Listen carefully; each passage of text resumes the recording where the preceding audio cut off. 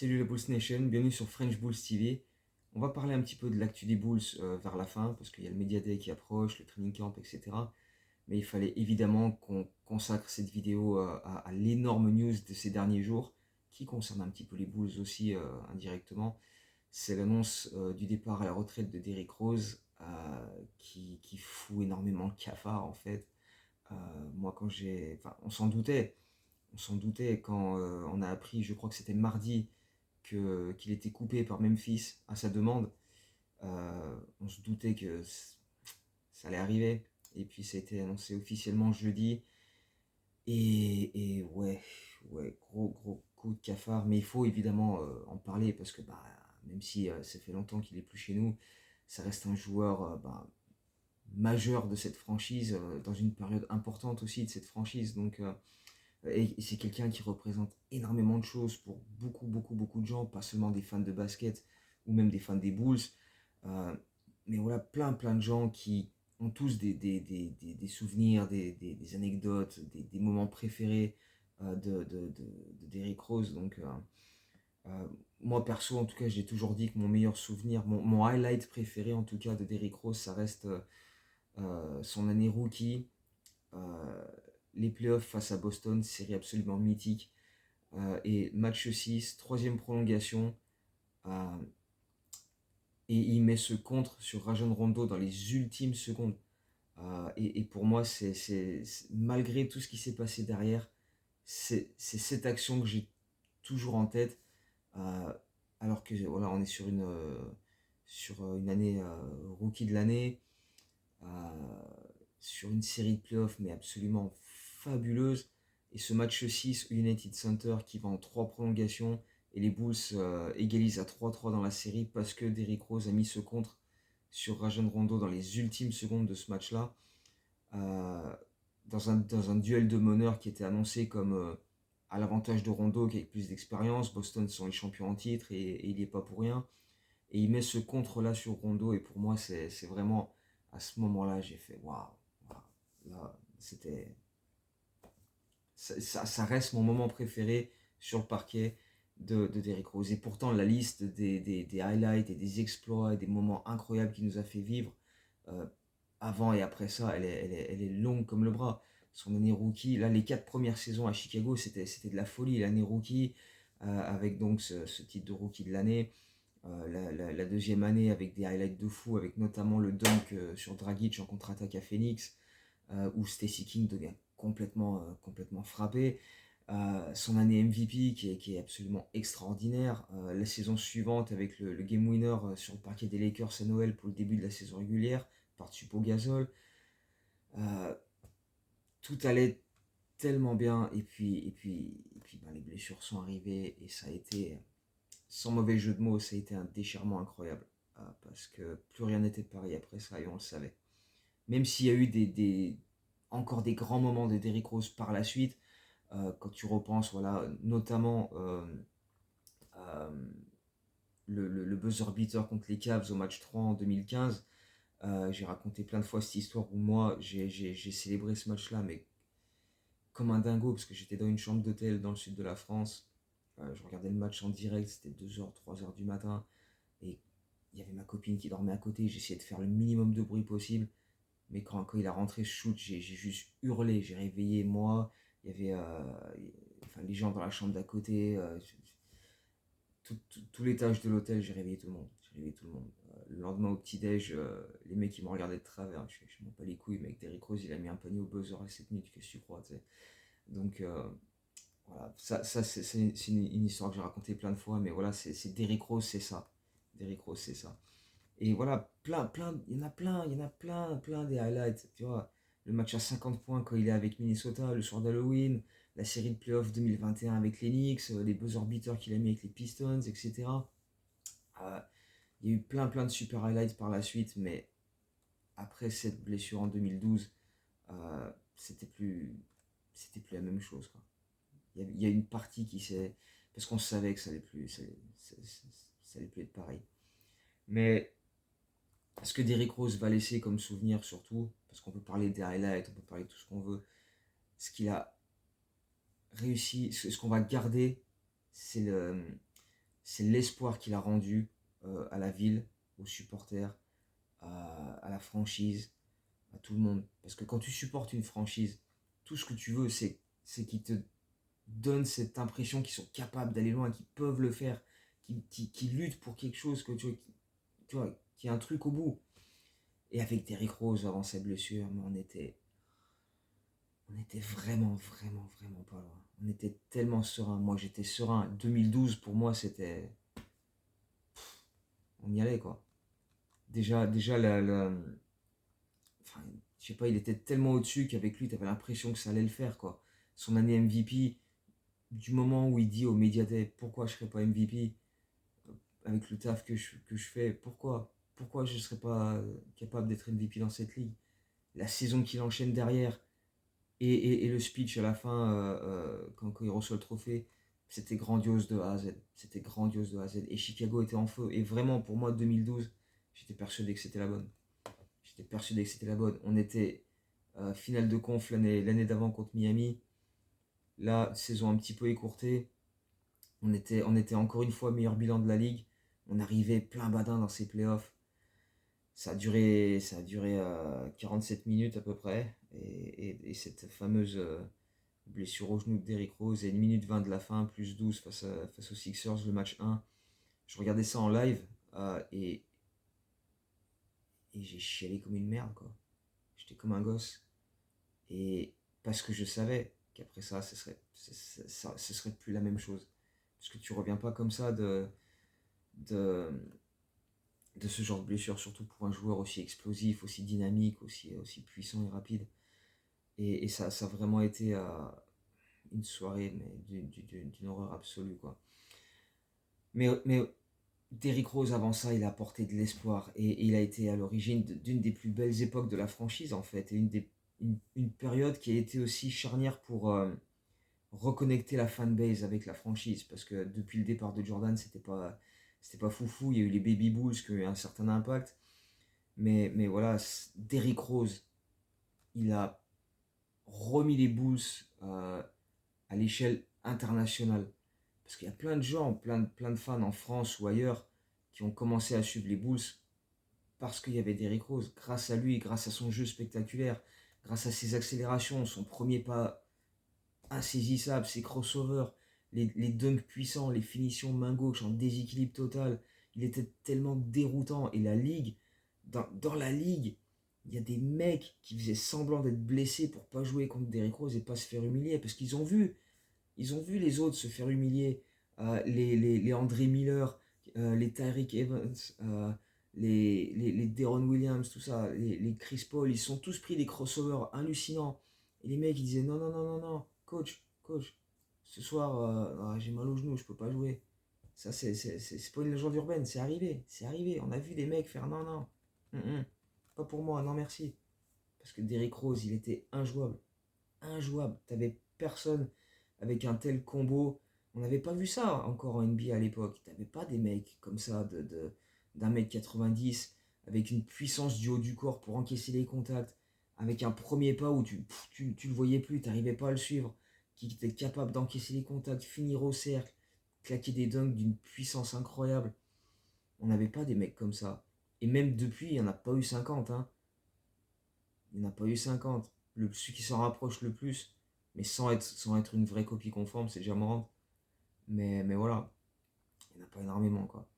Et puis, l'histoire, quoi. Les narratifs étaient trop beaux. Derrick, c'est le gamin de la ville. C'est le mec qui sort les quartiers les plus durs d'une des villes les plus dures des USA, voire du monde. C'est le mec qui, quand il jouait au basket sur un playground et qu'il entendait des coups de feu au loin, suivant le bruit que ça faisait, il était capable de dire, bon là, ils sont à 4 pâtés de maison, ils sont à 6 pâtés de maison, ils sont à 3 pâtés de maison. Et quand ils étaient à 2 pâtés de maison, ils disaient, bon là, faut que je commence à me barrer. Tu vois, ce genre de truc, quoi. C'est ce gamin qui a pris sa franchise sur ses épaules et qui a permis d'y croire, quoi. Pendant 2 ans, on était en train de se dire, on va aller chercher un titre. On va aller chercher le 7ème, quoi. Et l'histoire était tellement belle, elle a été écrite d'avance. Parce que c'est très très rare en NBA, les natifs d'une ville qui amènent cette ville gagner un titre. LeBron était quasiment le premier avec, enfin, quasiment, parce qu'il n'est pas né à Cleveland même, mais enfin, tu vois le truc. Des mecs qui sont nés dans cette ville et qui apportent le titre, qui amènent cette équipe, cette ville au titre, c'est très très rare. Derrick Rose aurait pu en faire partie, et ça s'est terminé de manière tellement, tellement triste, quoi, parce que ben, tu t'attendais tellement à ce que ça finisse bien que la fin est vraiment affreuse, quoi. Et d'ailleurs, c'est un autre souvenir extrêmement marquant pour moi, c'est ce documentaire qui est sorti sur Derrick Rose, je crois que c'était en 2018 ou 19, un truc comme ça.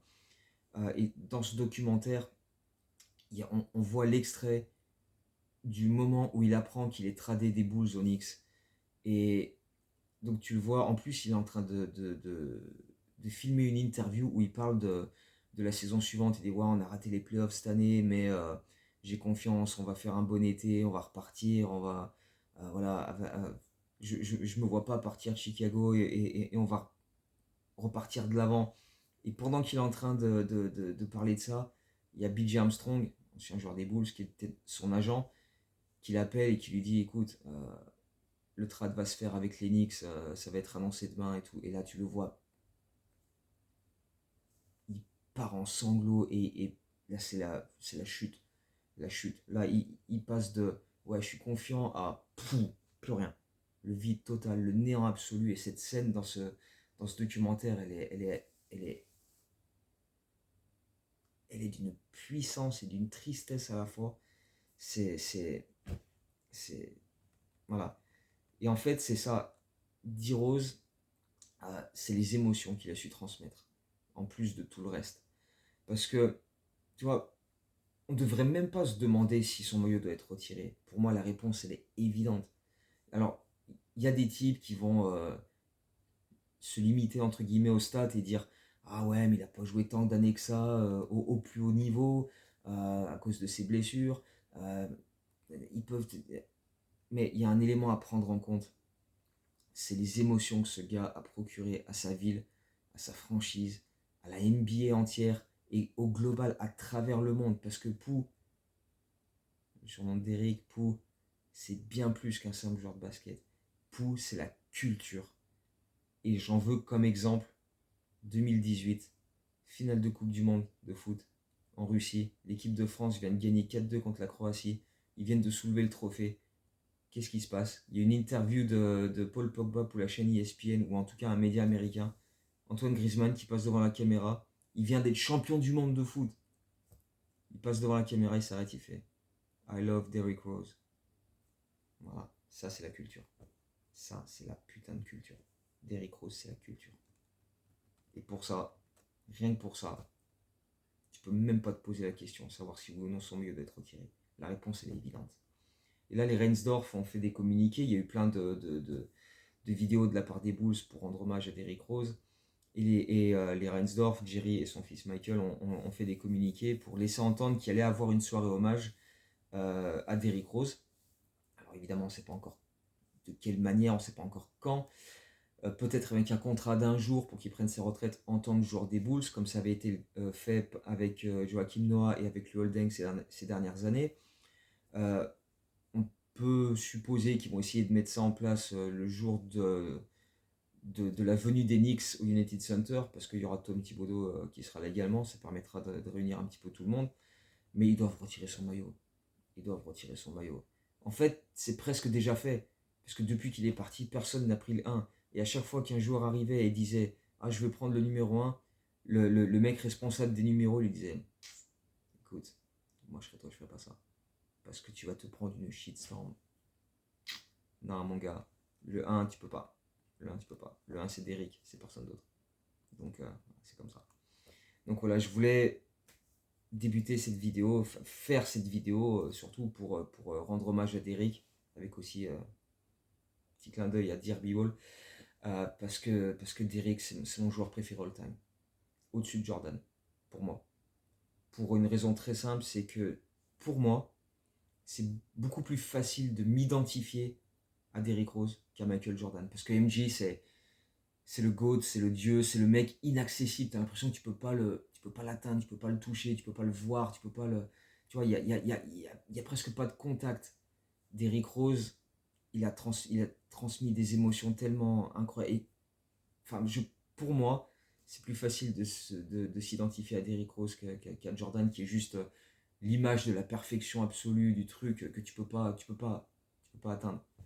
Et Derrick Rose est beaucoup plus voilà, identifiable pour moi. Et c'est pour ça que je l'aime de tout ce que j'ai, de tout mon cœur, parce que il a représenté l'espoir. Tu vois, ça fait quinzaine d'années maintenant que je regarde tous les matchs, soit en direct, soit c'est la première chose que je fais quand je rentre du boulot, parce que je bosse de nuit. Mais ça a commencé avec Derrick Rose, quoi, parce qu'il y avait le League Pass aussi à l'époque qui a commencé à peu près à cette période-là. Mais ces soirs-là, quand je me levais et je me mettais les matchs à 2h du matin, 3h du matin en direct, mais j'avais la banane, parce que je me dis, putain, je vais regarder Derrick Rose, et on va les torcher. L'équipe en face, on va les torcher. Je- Tu vois, c'est pas le même esprit que. Ah ouais, les dernières années, c'était pas le même délire, c'est sûr, hein. Bon, bah, de combien on va perdre, qu'est-ce qui va encore nous arriver, qui va encore se blesser, tu vois. C'est sûr que c'est pas le même délire. Mais voilà, Derrick Rose, il a été capable de transmettre tellement de trucs que tu peux pas ne pas lui rendre hommage, quoi. Donc, honnêtement, voilà. Je sais que les Bulls retirent pas beaucoup de maillots, mais Derrick Rose, tu peux pas ne pas le faire, quoi. Il fait partie de la culture, clairement. Voilà. Donc voilà, Derrick Rose, c'est comme ça. Euh, et donc, oui, je voulais quand même aussi profiter de cette vidéo pour parler un petit peu des dernières actus, parce que donc on a le training camp qui va débuter ce mardi. Euh, Juste avant ça, lundi, il y aura le Media Day, donc je vais essayer de traduire un maximum d'interviews, faire les articles pour traduire un petit peu tout ce qui va être raconté au Media Day, même si, bon, j'imagine qu'il y aura beaucoup de trucs qui vont pas être extrêmement intéressants, mais c'est comme ça. Mais avant ça, donc il y a quelques jours de ça, je crois que c'était mercredi, il y a eu une interview dans une radio locale à Chicago de Arturas Karnisovas et Billy Donovan. Le problème, donc j'ai posté sur Twitter quelques extraits, j'ai traduit quelques extraits de cette interview. Le problème, c'est que c'est des réponses un petit peu toutes faites, ou parfois ça contourne les questions. Par exemple, on leur demande, un des deux mecs de la radio qui pose les questions dit à Arturas, est-ce qu'il y avait un marché cet été pour Zach LaVine? Est-ce que il y avait vraiment des équipes intéressées pour lui? Et tout ce que Karnisovas répond, c'est là, il est en excellente santé pour la première fois depuis quasiment 2 ans. Et on a hâte que le training camp débute pour voir où il en est, etc. Il est motivé, il s'inscrit dans le projet et notre nouvelle manière de jouer lui correspond. Mais c'est pas du tout ce qu'on t'a demandé en fait, Arthur. Tu vois ce que je veux dire? Donc, pareil un petit peu sur la santé de Lonzo Ball. Ils disent on va voir pendant le training camp, ça va déterminer quel temps de jeu on va pouvoir lui donner par la suite, comment il va résister à l'intensité des entraînements. Est-ce que le lendemain il va pas falloir le mettre au repos? Est-ce qu'il va pas faire de rechute, etc. Sur Patrick Williams, c'est un petit peu pareil, c'est un petit peu détourner les réponses. Ça a parlé de la manière de jouer avec la nécessité avec DeRozan et Caruso qui sont plus là, l'envie de jouer plus vite et un roster qui est bâti désormais pour jouer plus vite. Mais enfin, moi j'entends ça tous les étés. Chaque Media Day, chaque reprise des entraînements, j'entends on doit jouer plus vite. Donc, ok, c'est bien, ouais, ouais, c'est un fait, on doit jouer plus vite. On doit prendre plus de 3 points, voilà. Sauf qu'on n'a pas pris de shooter, hein, cette intersaison, donc. Moi, je veux bien qu'il y ait la nécessité de prendre plus de 3 points parce que tout le monde prend des 3 points et on doit arrêter d'être en retard à ce niveau-là. Sauf qu'on n'a pas vraiment signé de shooter, hein, donc ok. Jouer plus vite, c'est une chose, prendre plus de 3 points, c'est une chose. J'entends ça tous les ans. Maintenant, j'attends de voir. Il y a quand même quelques un truc que j'ai trouvé assez intéressant, c'est pour parler du développement des jeunes, où Billy Donovan disait que voilà, ça passe pas nécessairement par le fait de donner des minutes à tout le monde. Voilà, on a plein de joueurs à développer, ils vont pas tous jouer 30 minutes. Il va pas y avoir 30 minutes pour Matas Bouzelis, il va pas y avoir 30 minutes pour Ayo, surtout si tu mets Zach titulaire pour, euh, pour essayer d'augmenter sa valeur et le trader. Voilà, et il y a beaucoup d'autres choses qui rentrent en compte dans le développement des jeunes joueurs, plus que le temps de jeu, c'est voilà, comment tu réagis justement quand t'as pas de temps de jeu, est-ce que tu continues à te tenir prêt, plein de choses comme ça. Et il y a aussi, tu vois, Chavas qui a bien précisé que, voilà, quand on leur a demandé quel était l'objectif de cette saison, est-ce que ce roster-là est construit pour garder notre pic de draft et donc finir dans les 10 pires bilans et être top 10 à la loterie et garder notre pic de draft. Alors, tu vois, Chavas a dit que on allait jouer pour gagner. Tous les matchs, on allait les aborder en essayant de les gagner. Et 30 secondes plus tard, il te dit, mais voilà, on va faire les choses au jour le jour. Donc c'est un petit peu contradictoire pour moi. Donc c'est un peu, voilà, parler pour pas dire grand-chose, mais voilà, c'est bien parce que tu te dis, c'est clair, c'est net, c'est défini. Hein. Pas du tout. Mais voilà, donc c'est comme ça, c'est les Bulls, c'est la communication des Bulls, ou la non-communication des Bulls. Hein. Mais c'est comme ça. Donc bref, on va attendre de voir. Donc on va faire comme ils ont dit. Hein. On va attendre de voir le training camp et voir comment ça va se passer, les premiers matchs de pré-saison. Sachant que donc on a dit qu'il y en avait 5 hein, cette fois-ci, les matchs de pré-saison. Et, euh, et, euh, et puis on va voir. Mais voilà, surtout cette vidéo, elle était surtout pour parler de Derrick Rose.